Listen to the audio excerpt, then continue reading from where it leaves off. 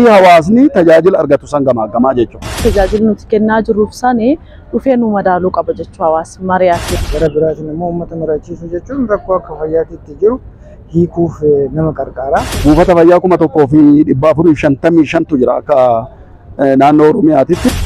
Madaalli yaada uffata kan jedhu. Abbummaan sirna itti gaafatamummaatiin tajaajila kana ga'umsaan.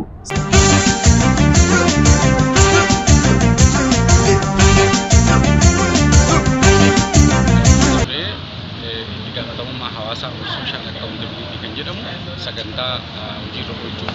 Akka ministeera fayyaa hojjetuudhaan sagantaa qophaa'edha. Bakka baay'eetti hawaasni keenya komii adda addaa hin qabaata. Darbee darbee kan komatus hin jiru, darbee darbee kan gahee isaa bahus hin jiru. Ogeeyyii fayyaas uummatas hoggansas dabalatee jechuudha. Sagantaan kuni kenna tajaajilaa kennu tajaajilamaa fi tajaajila walitti fiduudhaaf gahee hawaasni bahuu qabu sagantaa walitti riqicha jechuudha. Maqaan kiyya Mangashaa Taaffasaa jedhama. Biiroo Eegumsa Fayyaa Oromiyaatitti Daayireektara Riifoormii Bulchiinsa Gaariiti. Kaayoon isaa sirna fayyaa keessatti kan kennamu tajaajila. Hawaasni tajaajila bitataa seektara fayyaa keessa ogeessi jiru yookaan seektarri fayyaa tajaajila gurgura. Walitti dhufeennaa seektara fayyaa keessatti tajaajila kennamuu fi tajaajila bitamuu kana abbummaan sirna itti gaafatamummaatiin tajaajila kana ga'umsaan ummaanii akka bahuu dandeenyuu fi sirna itti gaafatamummaa yookaan social accountability jalqabsiisaa jirra jechuudha. Startsiyoon Alamaayyoo naan jedhan itti gaafatamtuu waajjira fayyaa godina Gujii Lixaati. Keessattuu kenna tajaajila fooyyessuu olii wal qabateeti dhaabbilee kenna hawaasi kiyya jedhee fudhachuu keessatti madaalliin hawaasaa inni bu'uura jalqabaati jechuudha. Hawaasi kiyya jedhee kenna tajaajila nuti kennaa jirruuf sanii dhufee nu madaaluu qaba jechuu hawaasni mari'atee.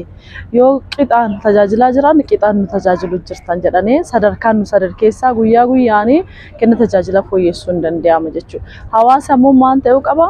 Dhaabbileen fayyaa uummata keessa jiru buufata fayyaa, hospitaalli fayyaa kiyya jedhee kan itti mari'atee yaadatti jijjiiree kan suphuu danda'uu fi sanirraa darbee ammoo kan eeguu qabu. Akka ta'uuf ammoo itti dhiyeenya hawaasaaf hojjettoota dhaabbilee isaaniitti walitti dhiyaatanii marii fi yeroo madaalliin ji'a ji'aan geggeeffama sadarkaa isaa kennaa ka'a.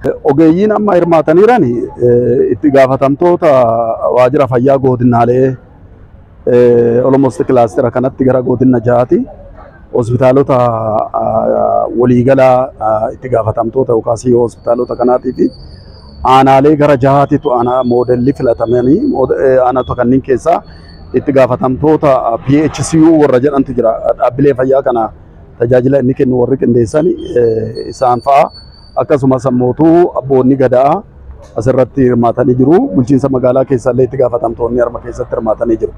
Addee gaaffiin jiru addee fooyyessi barbaadu fooyyeensa irratti akka hojjennu. Addee ammoo cimina qabna ammoo beekamtii hawaasa kanuu kennu ta'uu isaa adda marii kana ammoo akkamiin sadarkaa gaditti hawaasi dhaabbilee fayyaa cufa kiyya jedhee irratti yaada fi kennee qorqoratu qofa don ta'een ammoo addee fooyyessi qabdan addee sana qabdan addee gaaffii qabdan ammoo kanarratti gaaffii qabdan jedhanii yaada nuu kennu ta'uu qaba haa jedhu irratti mariin addaa geggeeffamuu jira. Maqaan kiyya Seefaddiin Muhammad jedhama. Itti gaafatamaa waajjira eegumsa fayyaa godina Baaleeti. Har'a leenjiin fudhataa jiru social accountii jedhama, accountability jedhama yookaan ammoo itti gaafatamummaa hawaasaa jedhama. Kana jechuun maal jechuudha? Rakkoo gama fayyaatiinis ta'ee gara biraatiin jiru uummataaf dhiyeessuuf, uummata wajjin mari'achuun, uummata wajjin ammoo furmaanni akka itti kennamu taasisuu irratti leenjii kan fudhataa jiru jechuudha. Sirna kana keessatti sirni kuni har'aa miti ka jalqabee tureera. Gara waggaa 9 akkana ga'ee jira. Bara 2011 irraa eegallee sirna madaallii yookaan naani hawaasa angoomsuu kana madaallii yaada hawaasaa ka jedhamu sadarkaa buufata fayyaatitti indikeetoroota jiraniin hawaasni tajaajila argatu irratti maal fakkaata? Dhiyeessii qorichaa irratti maal fakkaata? Amalli ogeessaa maal fakkaata? Akkasumas ammootu bulchiinsi ambulaansii maal fakkaata? Qulqullinni dhaabbilee fayyaa keessa jiru maal fakkaataa fi turtii yeroo tajaajila argatullee akka inni madaaluu danda'u aangoon kennameeraaf jechuudha. Kanaafuu hawaasni kurmaanaan sadarkaa buufata fayyaatitti madaalli yaada hawaasaa kana mana maree maamila hundeeffatee madaala adeemaa jira jechuudha. Bu'aan quubsaan argamaa jira jechuudha. Fooyyeen guddaan illee argamaa jira. Akkasumas mootuu sadarkaa biirootii fi hooggansa sadarkaan jirutti tarkaanfiin gurguddaan fudhatamaa jira jechuudha. Deebii hawaasaa kana indikeetera ja'atu jira. Indikeeteroota ja'an kanneen mana maree maamilaatiin yoo hawaasi dhaabbata sana kiyya jedhee irratti hin hojjetin dhaabbatichi dhaabbata ta'uu hin danda'u jechuudha. Kenni tajaajila fooyya'uu hin danda'u. Kanaafuu hojii guddaan nurraa eegama jechuudha. Waan hojjenne sana ammoo hawaasa gaafatuu danda'u.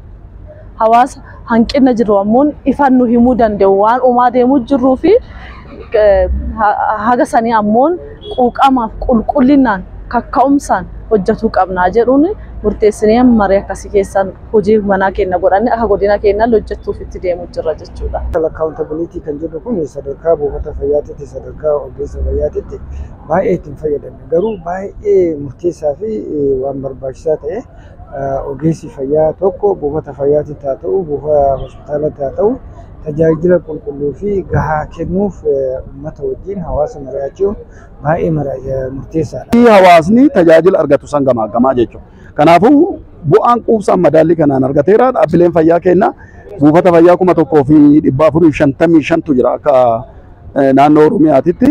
Dhaabbilee fayyaa kana keessatti almost 80 ol madaalli kana geggeessaa jiranii jechuudha. Madaalli kana kallattiin illee alkallattiin illee hawaasni geggeessaa jira jechuudha.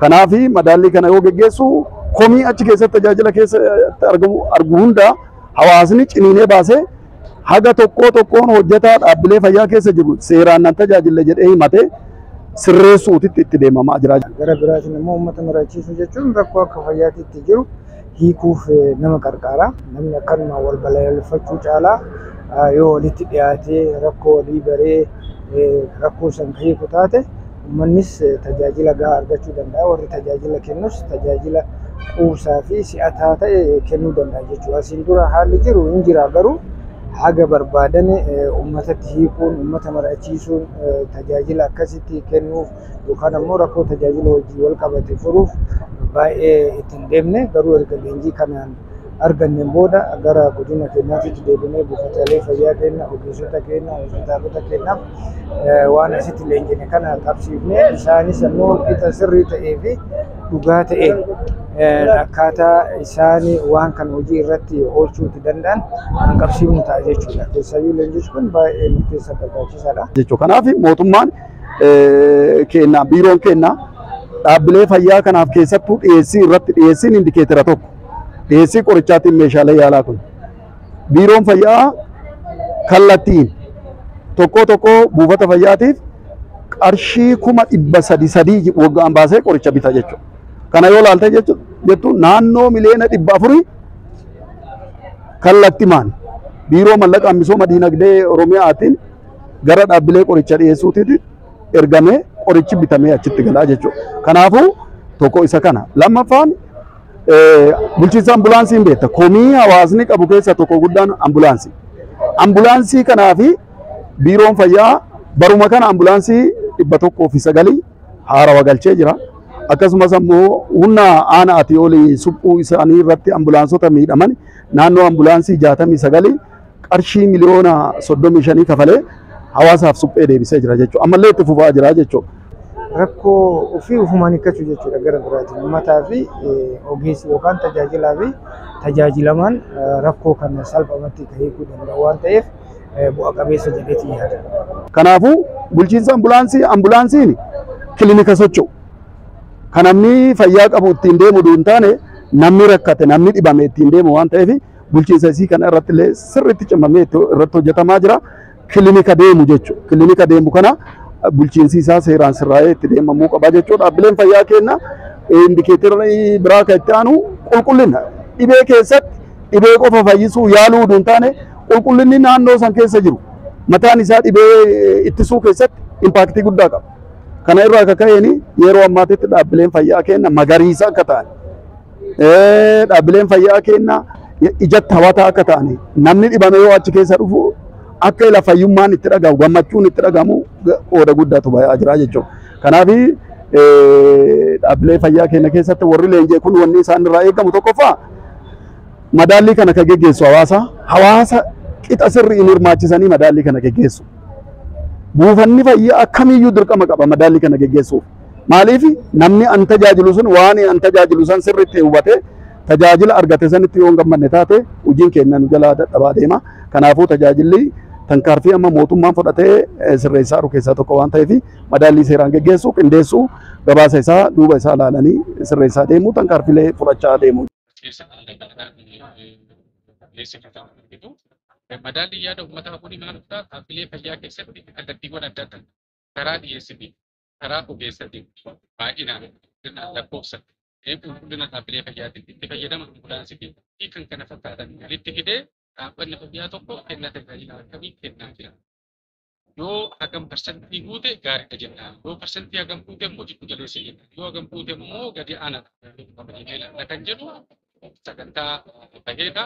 Riifoormii baay'ee barbaachisaa fi kenna tajaajila fayyaa keenya hidhataa ariifachaa kan riifoormii baheedha. Egaa sagantaa kanarratti qaamoleen as jiran jedhamuun hospitaalonni fi kan birootis asirratti argamanii jiru. Isaan immoo sii gaddeebanii dhaabbilee fayyaa isaanii keellaa fayyaa isaanii erga mariisanii booda mana marii hawaasaa kan geessanii achi keessatti kenna tajaajila fayyaa keenya seerataa ariifataa qabamaa fi sagantaa